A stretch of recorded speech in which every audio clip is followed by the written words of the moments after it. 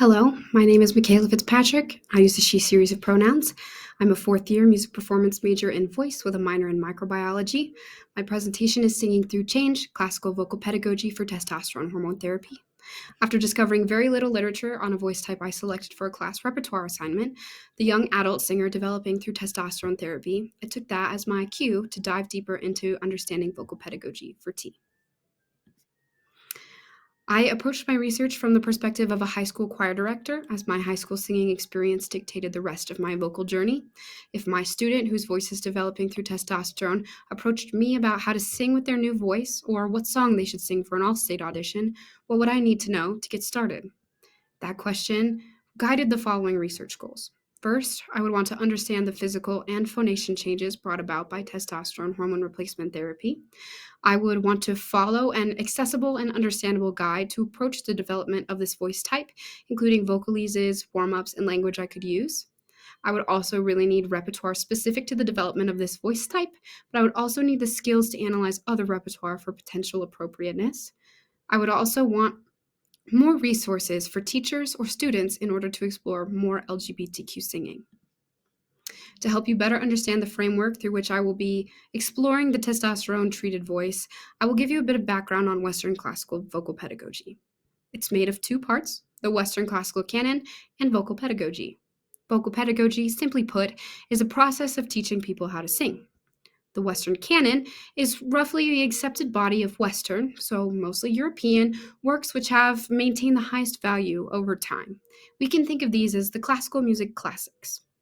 If I asked you to name any classical composer, there is almost a 100% chance all of the composers you would name would be in the classical canon, and a very high percentage that they would all be white men who are very dead. In short, Western classical vocal pedagogy is just the teaching of classical singing, from art song to aria. And even shorter, a bunch of old white dudes taught us how to sound pretty when we sing, and we listened to them for hundreds of years. So it really is no wonder that there are gaps in pedagogy for non-traditional voices, and that it takes a very long time to fill in those gaps. Additionally, it is important to describe the process of hormone replacement therapy for testosterone specifically. Testosterone hormone therapy modifies the hormone balance in the body to induce the physical body changes caused by male hormones during puberty in a short amount of time, promoting gender identity and body congruence. During this hormone therapy, the patient receives the hormone testosterone, which generates secondary sex characteristics by decreasing the production of estrogen. HRT is not a one-size-fits-all journey, and development will differ, although some of the physical changes, like hair growth or voice deepening, are expected. Let's talk about what happens to the voice specifically. The center of all vocal production is the larynx, or the voice box, which is made up of your vocal folds and cartilage, which holds them in place. When testosterone increases, vocal folds increase in thickness, which drops the pitch of the voice and will cause the general deepening of the voice over time. Changes to cartilage growth and tilt, as well as ossification, or the gradual hardening, will change the ability of the voice to move, which can cause consistent hoarseness, weakness, cracking, a decrease in range, or the creation of two separate ranges with missing pitches in between, or even difficulty matching pitch.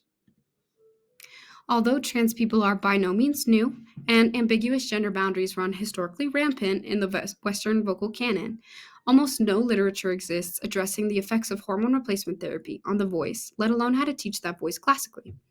Now that we understand the goals of vocal pedagogy and the process of HRT on the larynx, I would love to teach you how to sing on T. Before we begin, it is important to reiterate that everyone is different. The journeys of every individual on HRT will be different, and each voice, stage of development, and even day during development may be different. It's important to be flexible during this process. You should always be prepared to adjust. The first step to singing is actually talking.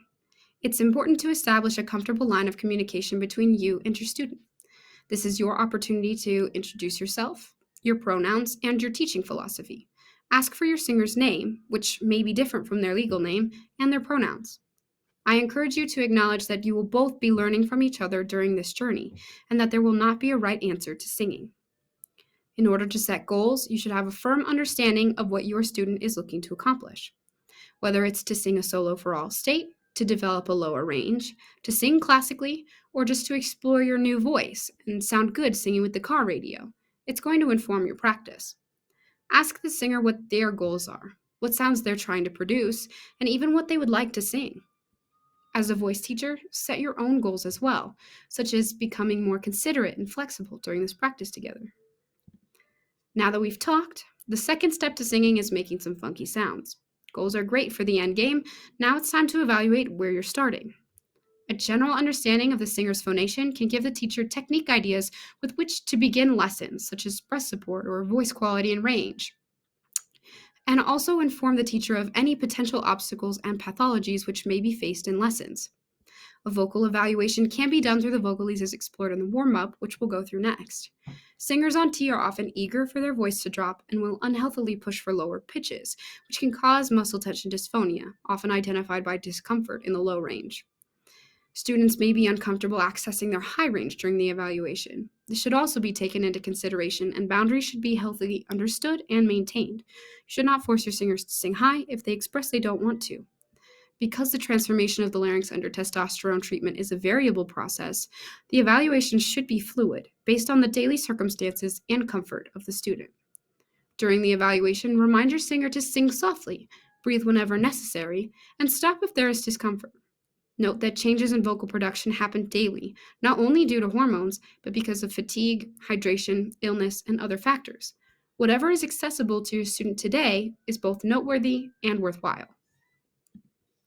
As aforementioned, the evaluation can be rolled into the vocal warm-up. Before diving right into your repertoire, it's important to stretch your voice and warm up your instrument.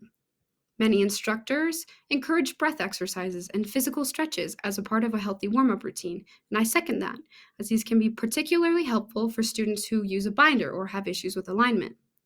One of the best ways to warm up is by talking. Discrepancies in speech could translate to singing and should be addressed first. There are many vocalises which establish speech resonance, and often sentences with voiceless fricative consonants like H or W will establish a better connection to airflow. Once speech resonance is consistent and comfortable, we can move on to more singer-like exercises like yawn sighs or slides. Here we should be intentional of 1, the range we are working with, and 2, the vowels or intended sounds we are making. Often, we want these ranges to stay small because of the loss of range or excess cracking from T. Here you can see an example of an ah vowel slide exercise on a third, do to mi, afterwards reiterating each pitch, do, re, mi, re, do. You can work up to larger ranges like a fifth, an octave, a ninth, or even 12 steps as greater range and flexibility develop. Regarding intentional sounds, some of the best exercises to relax a transitioning larynx include semi-occluded vocal tract exercises, or SOVT.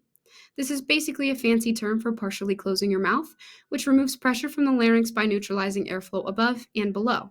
We can use a hum or voiced consonants like V or Z, or sing through an apparatus to achieve occlusion.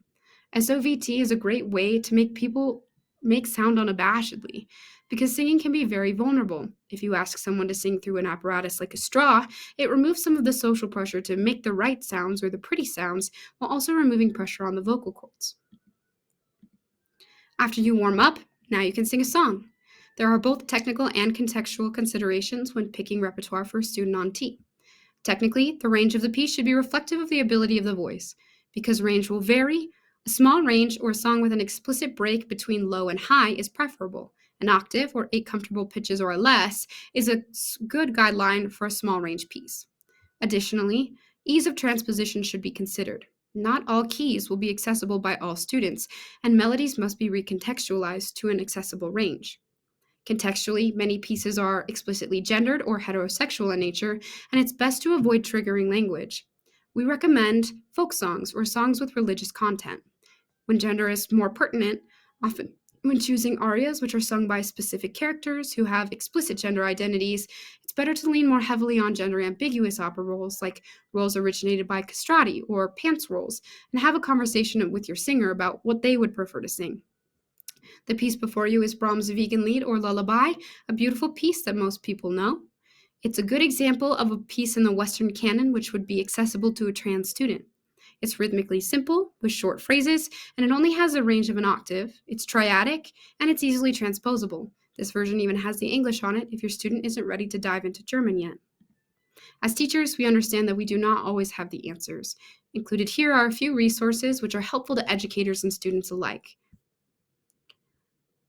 More trans vocalists are paving their way through classical singing every day, and the changes unique to testosterone hormone therapy deserve a place in the literature to be explored, developed, and understood, allowing us to expand Western pedagogy to a more diverse world of classical voice.